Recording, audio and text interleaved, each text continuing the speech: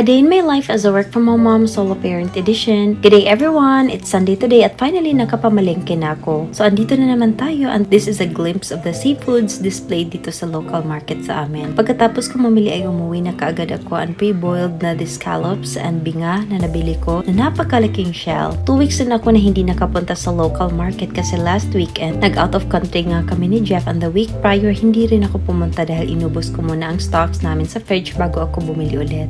Then I arranged it in my fridge organizer and separated the seafoods from the chicken and pork. Lately, hindi na ako creative sa pagluluto kasi I'm more on cooking the basic ones that my body needs dahil the past few days nga ay nagka-flu ako. Pero buti na nga lang at okay na ako ngayon. Nadala naman ako sa mga home remedy at pagkain ng mga nutritious foods.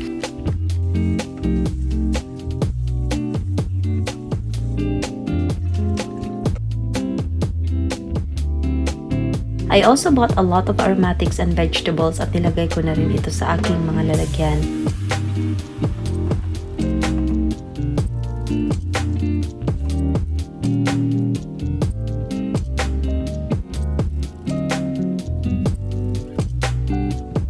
Bumili ako ng maraming patatas kasi ito lang rin ang gulay na gusto ni Jeff and the rest ang hirap na niyang pakainin. I'm also not a fan of cucumber pero gagawa ako ng cucumber salad para naman magustuhan ko ito. Marami rin kasi itong health benefits. So I'm really pushing myself to eating healthy meals lately. I also stocked some grapefruits, avocados, and lemon lang muna. I didn't know why I did not buy a lot of fruits pero let's do that in other days na lang. So here's everything I bought sa local market, yung fruits imported na yan. Ang sarap sa mata tingnan na iba-iba ang kulay nito ranging sa yellow, orange, red, and green. After preparing all the items I bought sa palengke, I then prepared our brunch with Jeff. I just sliced some strawberries dahil gagawin ko itong topping sa aking oatmeal.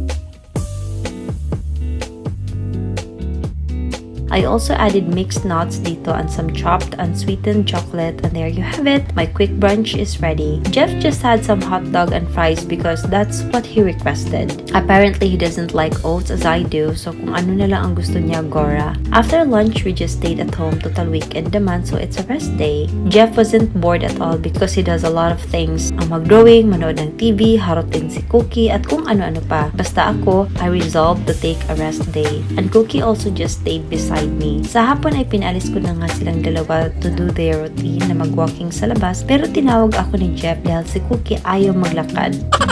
Dinisplay lang niya ang sarili niya sa karsada at kahit anong aya namin na mag-walking ay ayaw rin talaga. Naghilata lang dito. So hinayaan ko na lang sila hanggang sa pumasok sa loob and just had to replace my new flowers dito sa vase ko. I bought these anthurium flowers sa local market also dahil mas mura at from local farmers pa. I just find having flowers in my room so feminine and so relaxing also.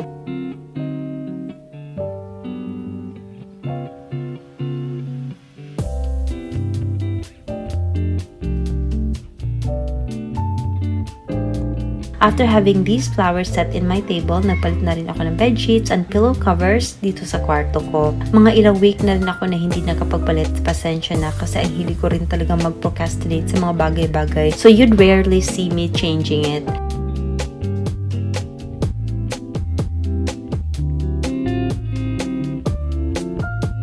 I also used this dust mite vacuum cleaner para tanggalin ang mga natirang alikabok at mga fur ni Cookie at ganito kadami ang nakuha ko. After changing my sheets, it's so tempting to just lie on my bed but I have to continue cleaning at tanggalin ang mga alikabok dito sa itaas ng bahay.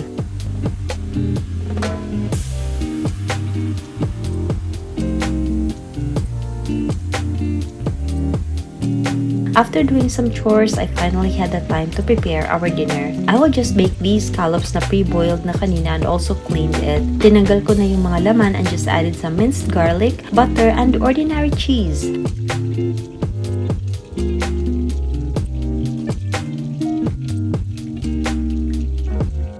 Nagluto rin ako ng gulay since I haven't had this in a long time also at gustong kumain ng gulay ngayon.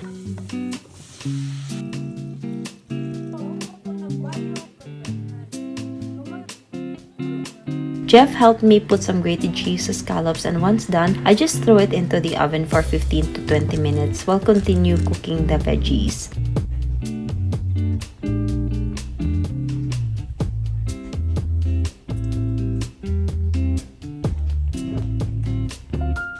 When both were cooked, I just prepared our dinner.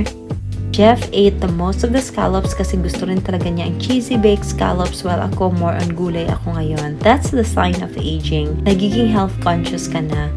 After our dinner, I had the chance to open these new oils I got from Garden Lab. Ito yung mga bagong scents nila added sa kanilang store, so I got the chance to try it. I also got these fresh bamboo scented candle. I will add a link na lang sa comment section and Yellow Basket naman on TikTok. I tried a sugar cane because it seemed so Christmas vibes and then lighted my candle, then had a very relaxing night after cleaning the house. It was one great relaxing yet productive Sunday and thank you so much for watching. Bye!